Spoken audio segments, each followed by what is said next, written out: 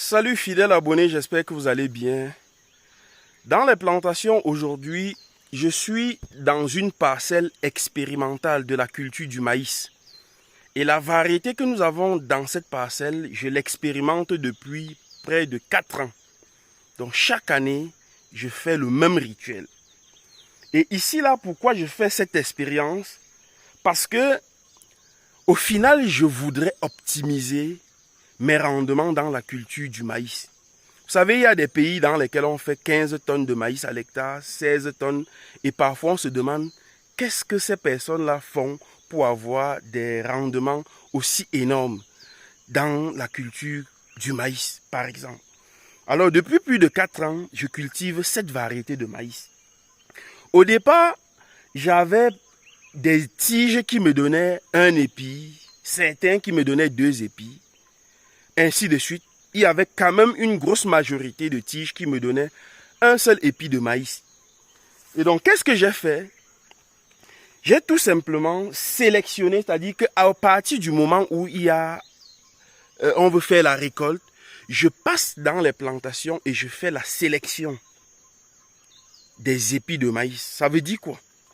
Ça veut dire que je vais faire la sélection, je vais passer dans les plantations comme ceci là. Regardez par exemple, si je viens là, je vais vous montrer, vous allez voir cette tige qui a 2 épis de maïs. Si je reviens là, vous allez voir cette autre qui a 2 épis. Là, c'est 2 épis, 2 épis. Là également, partout là, vous allez voir que c'est 2 épis. Mais au départ, ce n'était pas comme ça, ce n'était pas ce que vous êtes en train de voir. Au départ, il y avait une majorité de tiges qui ne me donnaient qu'un seul épi de maïs. Il y avait quelques rares qui me donnaient 2 épis. Et donc, qu'est-ce que j'ai fait?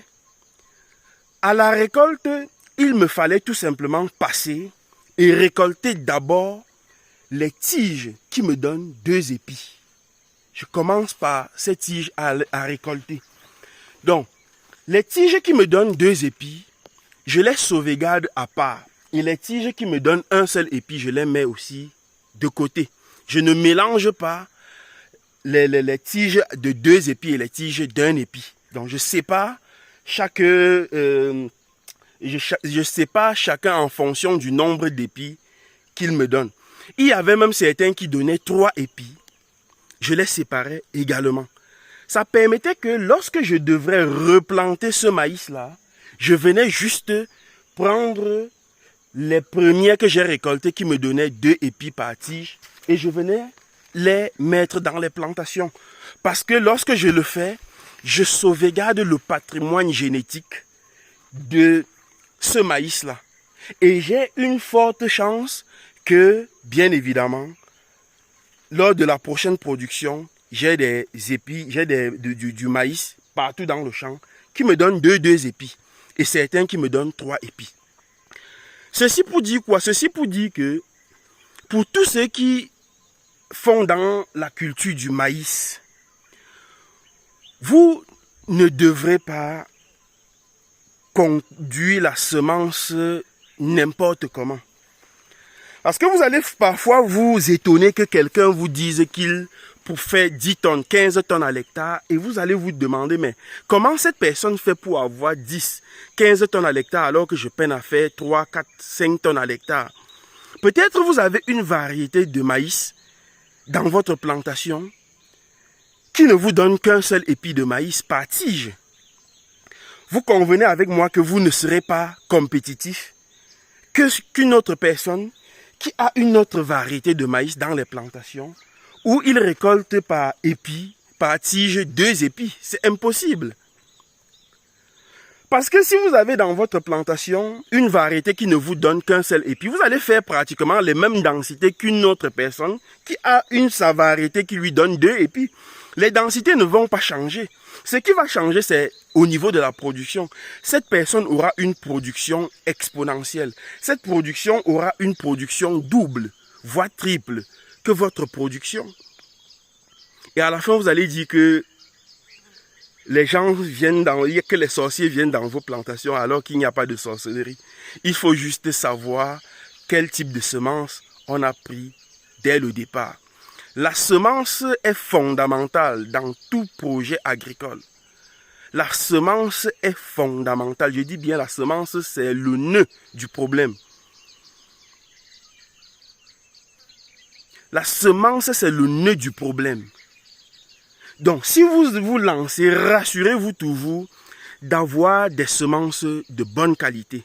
Et ces semences de bonne qualité-là, vous également, vous pouvez les sélectionner. Vous pouvez faire la sélection vous-même. Vous pouvez faire votre sélection en se basant sur ce que je suis en train de vous dire là, en faisant exactement ce que je suis en train de vous dire dans cette vidéo. Ne venez plus dans votre plantation de maïs, vous cassez tout en désordre et après quand ça sèche, vous égrenez, après vous venez dans le tout venant sélectionner la semence. Ça ne se passe pas comme ça. Si vous venez dans le tout venant sélectionner votre semence, il est clair que vous aurez toujours des rendements de piètre qualité. Sélectionnez des meilleurs épis, des semences sur des tiges qui portent 2 épis, 3 épis, etc. ainsi de suite. Et à la fin, vous allez vous rendre compte que vos résultats sont tout simplement magnifiques. Regardez, vous allez voir, comme ici là, si je passe là au bion suivant, vous allez voir que tout ce que je vous dis là, c'est 2 épis. Et c'est un travail de près de 4 ans. Voilà, c'est le résultat d'un travail de plus de 4 années que je vous partage comme ceci. Voilà comment ça se passe. Vous allez voir partout là, 2 épis. Là également. Partout.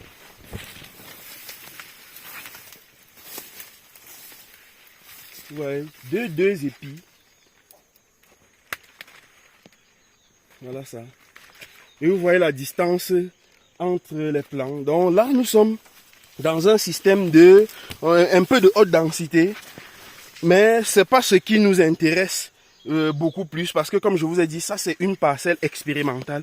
Ici là, nous voulons avoir une semence où on est sûr que lorsqu'on met ceci là en champ, on est vraiment sûr qu'à la fin, on aura minimum 2 épis de maïs par tige. Cela nous permettra de booster notre rendement et de permettre également à ceux-là qui font dans l'élevage de cultiver leur propre maïs et d'optimiser tout simplement les bons résultats. Donc voilà ce que je voulais partager avec vous ce matin dans les plantations. Et je vous donne rendez-vous pour ceux qui sont aussi passionnés de l'apiculture. Je vous donne rendez-vous le 24 et le 25 juin ici à Tchang pour la 11e session de formation en apiculture professionnelle. Je donne rendez-vous également à ceux qui sont du côté de la Côte d'Ivoire.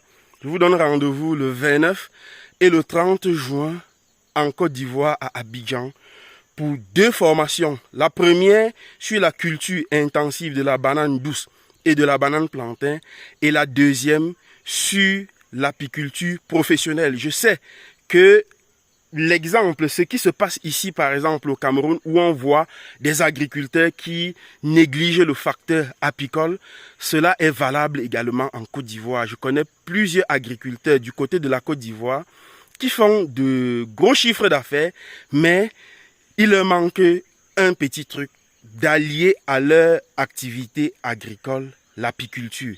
Donc, je serai en Côte d'Ivoire pour partager mon expérience dans le secteur agricole et apicole avec vous du 29 au 30 juin.